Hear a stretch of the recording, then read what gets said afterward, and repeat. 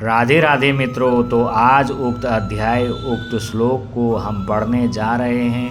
तो श्लोक शुरू करने से पहले आप सबके पास, जिनके पास श्रीमद् भगवत गीता है, आप भगवान का ध्यान कीजिए और भगवान से प्रार्थना कीजिए कि हे परमात्मा, हे भगवान श्री कृष्ण, हजारों वर्ष पूर्व आपने कुरुक्षेत्र की रणभूमि में अर्जुन को जो दिव्य ज्ञान प्रदान किया था, उसी ज्ञान का थोड़ा सा प्रकाश मेरे हृदय में भी प्रदान कीजिए।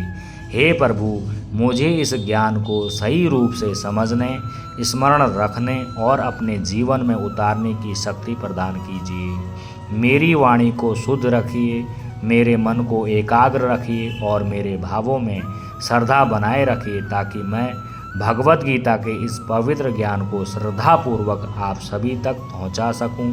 हे भगवान, जो भी व्यक्ति इस श्लोक को सुन रहा है, उसे भी इसे समझने, स्मरण करने और अपने जीवन में अपनाने की बुद्धि एवं शक्ति प्रदान कीजिए। हम सभी के हृदय में सत्य, धर्म, सद्बुद्धि और भक्ति का प्रकाश जगाइए। हे श्री कृष्ण, हमें अपने ज्ञान के मार्ग पर चलने की शक्ति दीजिए। जय श्री कृष्ण। अब आइए श्रीमद् भगवत गीता के अध्याय का पाठ करते हैं और समझते हैं कि भगवान श्री कृष्ण ने इस श्लोक के माध्यम से अर्जुन को क्या दिव्य संदेश दिया।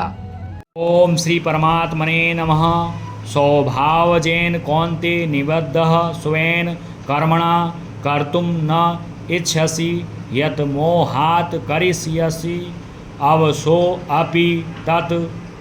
अर्थात भगवान श्री कृष्ण अर्जुन को इस श्लोक के माध्यम से समझाते हैं कि हे कुंती नंदन, अपने स्वभावजन्य कर्म से बंधा हुआ तू मोह के कारण जिस युद्ध को नहीं करना चाहता, उसको भी तू छात्र प्रकृति के परवश होकर करेगा।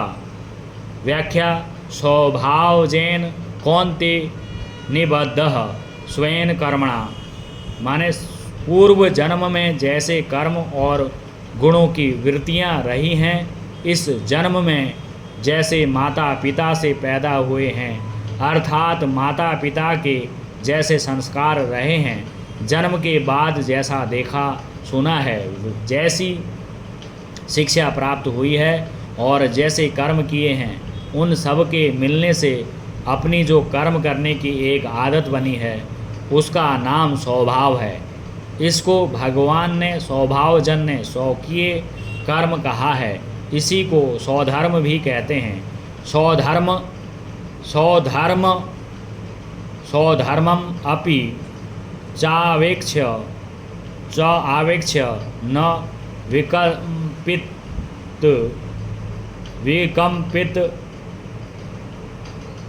विकम्पितुम अर्हसि। गीता 2:31। कर्तुम न इच्छसि यत् मोहात् करिष्यसि असो अपि तत्।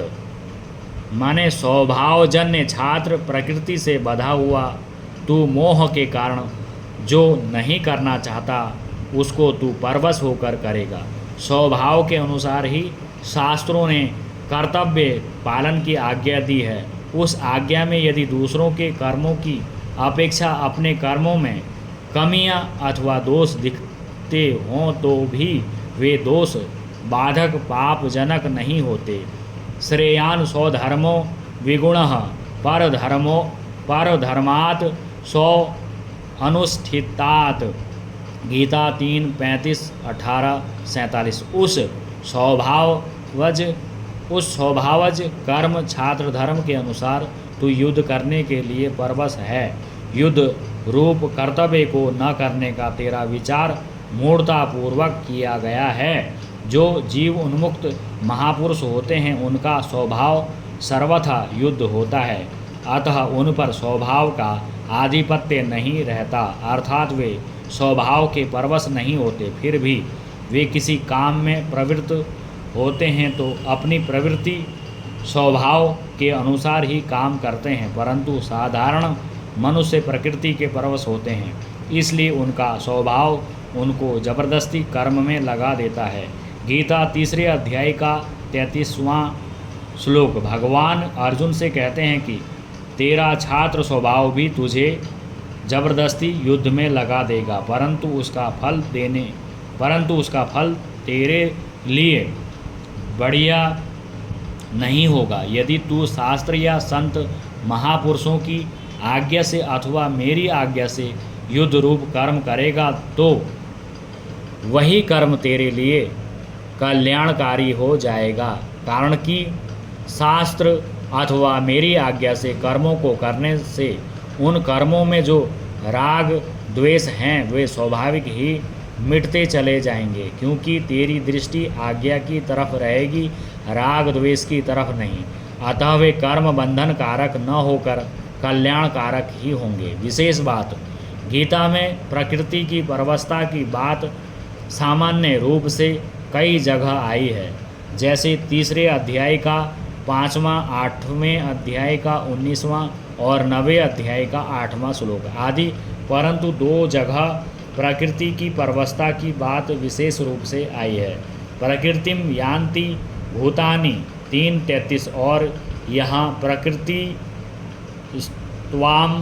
प्रकृतिस्त्वाम नियोछयति 18:59। इससे स्वभाव की प्रबलता ही सिद्ध होती है, क्योंकि कोई भी प्राणी जिस किसी योनि में भी जन्म लेता है उसकी प्रकृति अर्थात स्वभाव उसके साथ में रहता है। अगर उसका स्वभाव परम शुद्ध हो अर्थात स्वभाव में सर्वथा असंगता हो तो उसका जन्म ही क्यों होगा।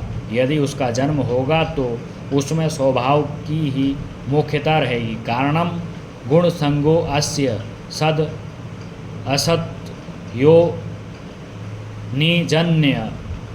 जन्मसु।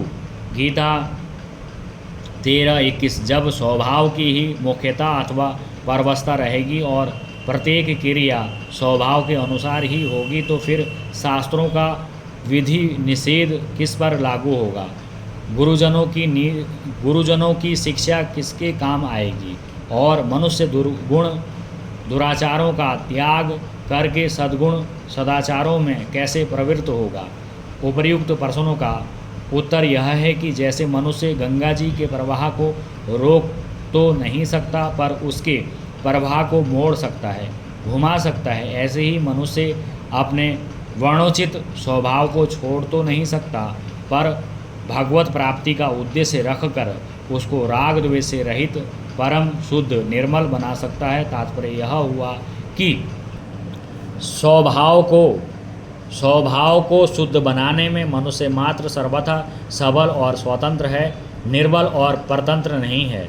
निर्बलता और परतंत्रता तो केवल राग द्वेष होने से प्रतीत होती है। अब इस स्वभाव को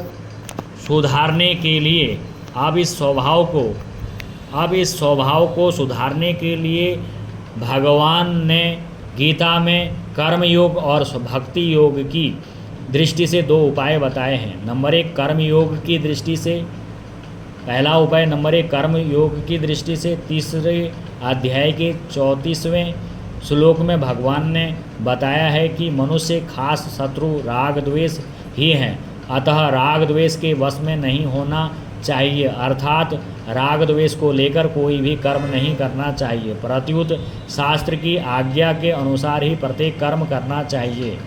शास्त्र के आज्ञा अनुसार अर्थात शिष्य गुरु की, पुत्र माता पिता की, पत्नी पति की और नौकर मालिक की आज्ञा के अनुसार प्रसन्नतापूर्वक सब कर्म करता है तो उसमें राग द्वेष नहीं रहते, कारण कि अपने मन के अनुसार कर्म करने से ही राग द्वेष पुष्ट होते हैं। शास्त्र आदि की आज्ञा के अनुसार कार्य करने से और कभी दूसरा नया कार्य करने की मन में आ जाने पर भी शास्त्र की आज्ञा न होने से हम वह कार्य नहीं करते तो उससे हमारा राग मिट जाएगा, और कभी कार्य को न करने की मन में आ जाने पर भी शास्त्र की आज्ञा होने से हम वह कार्य प्रसन्नतापूर्वक करते हैं तो उससे हमारा द्वेष मिट जाएगा।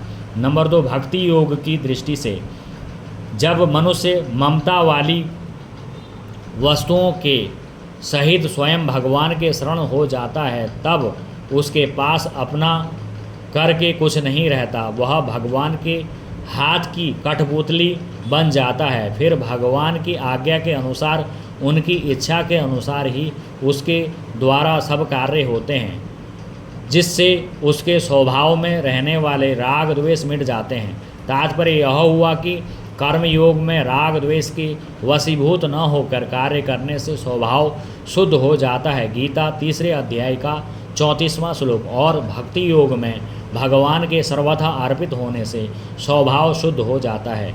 गीता 18वें अध्याय का 62वां श्लोक। स्वभाव शुद्ध होने से बंधन का कोई प्रश्न ही नहीं रहता। मनुष्य जो कुछ कर्म करता है वह कभी राग द्वेष के वशीभूत होकर करता है और कभी सिद्धांत के अनुसार करता है।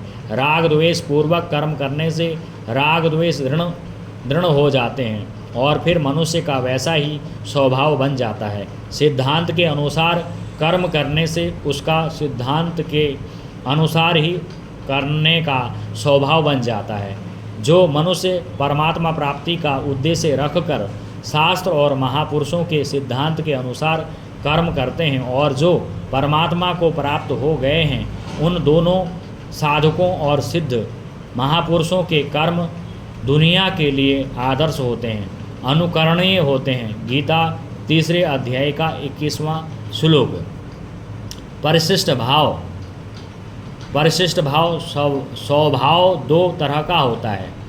नंबर 1, विहित कर्मों का स्वभाव और नंबर 2, निषिद्ध कर्मों का स्वभाव। इनमें विहित कर्मों का स्वभाव तो स्वतः होने से स्वभाव है, पर निषिद्ध कर्मों का स्वभाव आगंतुक होने से पर स्वभाव है। विहित कर्मों का स्वभाव तो सजातीय होने से जन्य नहीं है, पर निषिद्ध कर्मों का स्वभाव विजातीय होने से जन्य अर्थात आसक्ति जन्य, कुसंग जन्य है। मनुष्य का खास कर्तव्य है अपना स्वभाव ठीक करना, अर्थात निषिद्ध कर्मों के स्वभाव का त्याग करके विहित कर्मों के स्वभाव के अनुसार आचरण करना। भगवान ने विहित कर्मों के स्वभाव के अनुसार ही अपने वर्ण धर्म का पालन करने की आज्ञा दी है।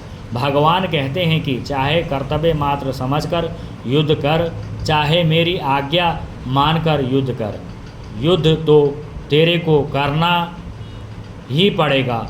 मेरा आश्रय न लेने से तेरा अहंकार रहेगा, जिससे विहित कर्म भी बांधने वाला हो जाएगा, परंतु मेरा आश्रय लेने से अहंकार नहीं रहेगा। अहंकार ही बांधने वाला होता है, जो प्रकृति के परवश नहीं होता, जिसकी प्रकृति महान शुद्ध होती है। ऐसा ज्ञानी महापुरुष भी जब प्रकृति के अनुसार क्रिया करता है, फिर प्रकृति के परवश हुआ तथा अशुद्ध प्रकृति वाला मनुष्य प्रकृति के विरुद्ध कर्म कैसे कर सकता है। संबंध जीव स्वयं परमात्मा का अंश है और स्वभाव प्रकृति का अंश है। स्वयं स्वतः सिद्ध है और स्वभाव खुद का बनाया हुआ है। स्वयं चेतन है और स्वभाव जड़ है। ऐसा होने पर भी जीव स्वभाव के परवश कैसे हो जाता है। इस प्रश्न के उत्तर में भगवान आगे का श्लोक कहते हैं। राधे राधे।